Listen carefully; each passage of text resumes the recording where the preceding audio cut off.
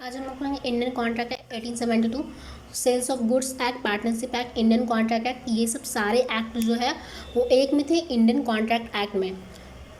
ये जो act biggest law है इंडिया का, जो है बिगेस्ट लॉ है। 440 आर्टिकल्स है, 12 शेड्यूल्स है, लॉट्स ऑफ अमेंडमेंट हुआ। तो लॉ जो रिवॉल्व करता है राइट्स एंड लाइबिलिटी। इंडिया में पीपुल के पास 3 प्रकार के राइट्स थे: मानव अधिकार, human rights, constitutional rights, contractual rights. Human rights क्या होता है? There is no law.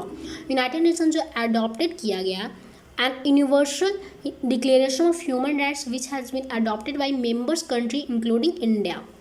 United Nation has adopted an universal declaration of human rights, जो कि अडॉप्टेड किया गया by members country including India. हम लोगों के पास we have national human rights commission है and state human rights commission है। Human is above common law. Constitutional right क्या होता है? दिस इज अवेलेबल है सारे नागरिक एज पर कॉन्स्टिट्यूशन, सारे नागरिक के लिए as per constitution. Basic rights जो है आर कॉल्ड फंडामेंटल राइट्स होते हैं। फंडामेंटल राइट्स मतलब right to equality, right to freedom and if government, 7 fundamental right होता है। एंड इफ गवर्नमेंट और गवर्नमेंट ऑर्गेनाइजेशन वायलेट करता कोई भी राइट, रेमेडी इज अवेलेबल होता है to citizen by making bed petition to high court. Contractual right क्या होता है? There are right and obligation होता है जो कि क्रिएटेड होता है voluntary between parties by making contract. Contract बनाकर राइट्स और ऑब्लिगेशन जो कि क्रिएटेड होता है वॉलेंट्री बिटवीन पार्टीज के बीच में bye making contract. Essential elements of a contract, offer and acceptance. Introduction. Before enactment of Indian Contract Act 1872, the courts in India used to apply English common law as suited to Indian condition, custom and uses. Indian contract act 1872 को enactment से पहले court जो थी India में वो use करती थी English common law. India के कस्टम यूजेस के, इंडिया के कंडीशन के अनुसूट करता था, जो सूटेड। कुछ डिफ़िकल्टी जो नोटिस किया गया इन इंग्लिश कॉमन लॉ में, अकॉर्डिंग लेटर इन कोर्ट जो स्टार्टेड कर the deciding cases based on Hindu personal law and Muslim personal laws, but the same were still not found fit to address the business complexity. According separate Indian contract act 1872 जो है वो enacted हुआ। यह जो act था Indian contract act वह based था English common law, जो कि लार्ज एक्सटेंट है made up of judicial precedence. The law relating to contract is contain the law relating to contract is contain in the Indian contract 1872। The act has originally enacted हुआ था 4 parts में। 4 parts कौन था? तो first है law related to general principle of contract, second है law relating to sales of goods. Law relating to sales of goods एक अलग चैप्टर है। Law relating to special contract, contract of indemnity and guarantee, bailment place, contract of agency. Law relating to partnership business. ये सब section जो है repealed हुआ from Indian contract act और 2 new act जो है वो इनैक्टेड हुआ फॉर द सेम। फर्स्ट है सेल्स ऑफ गुड्स एक्ट जो कि 1930 में है। Indian partnership act 1932। Indian contract act जो है वो केम इनटू फोर्स हुआ 1 सितंबर 1872। ये इंपॉर्टेंट है, कब हुआ? तो Indian contract act came into force हुआ 1 सितंबर 1872। यह जो है एक्ट जो एप्लीकेबल है to whole of India.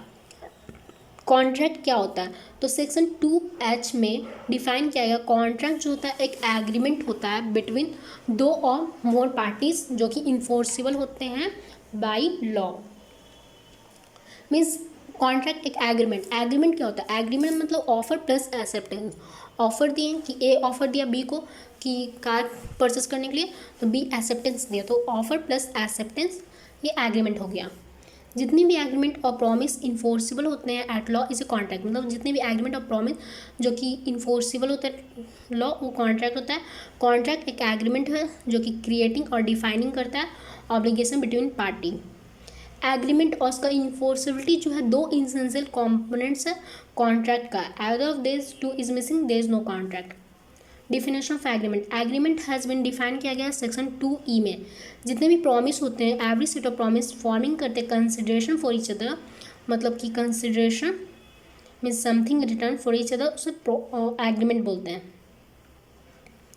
Next है accepted offer proposal is an agreement. जैसे ए ऑफर दिया परचेस करने के लिए बी को मोबाइल, अपना ओल्ड मोबाइल या फिर कार या एनीथिंग, तो बी एक्सेप्ट किया, तो ये एक एग्रीमेंट है।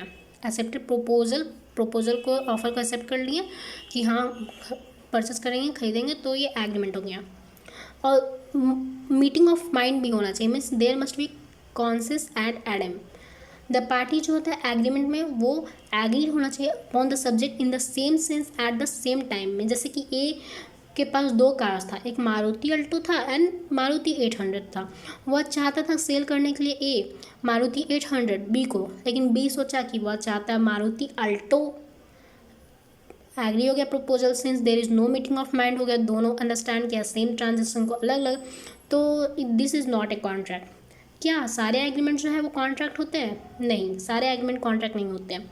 सोशल ऑब्लिगेशन, जो सोशल वो होते हैं ऑब्लिगेशन, वो कॉन्ट्रैक्ट नहीं होते। जैसे कि किसी को गिफ्ट दिए तो वो कॉन्ट्रैक्ट नहीं हुआ, किसी को कार गिफ्ट कर दिए तो वो कॉन्ट्रैक्ट नहीं हुआ।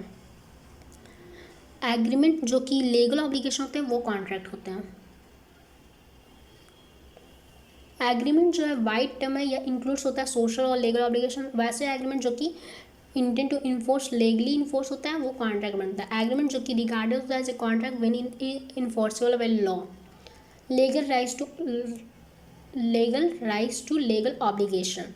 एग्रीमेंट इक्वल टू क्या होता है? Offer plus acceptance. कॉन्ट्रैक्ट क्या होता है? Agreement plus enforceable by law. मतलब एग्रीमेंट मतलब ए ऑफर किया बी को तो ऑफर हुआ प्लस एक्सेप्टेंस, बी एक्सेप्टेंस कर दिया कि हाँ परचेस करेंगे तो ये एग्रीमेंट हो गया। और एग्रीमेंट इन्फोर्सिबिलिटी बाय लॉ, अब इन्फोर्सिबिलिटी होना चाहिए लॉ तो भी वो कॉन्ट्रैक्ट बनेगा। अगर मान लो कि इलीगल है तो वो कॉन्ट्रैक्ट नहीं बनेगा।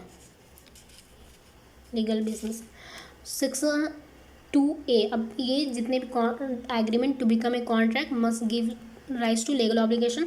अब ये सब डिफाइन पढ़ेंगे। सेक्शन 2 ए प्रपोजल ऑफर, जब एक पर्सन सिग्निफाइज करता अनदर को अपना विलिंगनेस टू डू और to abstain from doing anything with a view to obtaining the essence of that other to such act और abstinence is to said to make a proposal. मतलब एक person ए जो है वो of signifies किया another कि वो चाहता है कि वो अपना कार सेल करने के लिए, और दूसरा जो है वो सहमति लेता है कि हाँ ठीक है परचेस करेंगे। That other to such act और abstinence to make a proposal. Section 2 B promise, when the person to whom the proposal is made signifies कर देता है हिज एसेंट, सहमति कर लेता है कि हम परचेस करेंगे। प्रपोजल जब एक्सेप्ट कर लेता है कि परचेस करेंगे कार या मोबाइल, और तो प्रपोजल जब एक्सेप्ट हो तो वो प्रॉमिस बन गया। Section 2C promisor and promisee, person जो कि प्रपोजल मेकिंग करता है उसको प्रोमिसर बोलते हैं, एंड पर्सन जो कि एक्सेप्टिंग करता है प्रपोजल उसको प्रोमिसी। जैसे वो उस एग्जांपल में ए जो था वो प्रपोजल दे रहा है तो वो प्रोमिसर हो गया, एंड बी जो एक्सेप्ट कर रहा है तो वो प्रोमिसी हो गया। Section 2D consideration, when at the desire of the promisee और एनी पर्सन हैज़ डन और abstain from doing or does or abstain from doing or promises to do or abstain from doing such act or abstinence or promise is called a consideration for the promise। consideration मतलब जब desire promises जब promisee जो होता है और दूसरे person done और absent करता है फ्रॉम डूइंग मतलब उसको रोकता है ये करने के लिए कुछ भी, एंड डज और एब्सेंट फ्रॉम डूइंग वो promises to do or abstain from doing something such act or abstinence or promise is a consideration for the promise। Agreement क्या होता है? जितने भी प्रॉमिस होते हैं सेक्शन 2E में डिफाइन है, जितने भी प्रॉमिस होते हैं every set of promise forming करता है consideration mean something return for each other is an agreement. Meet you in next video.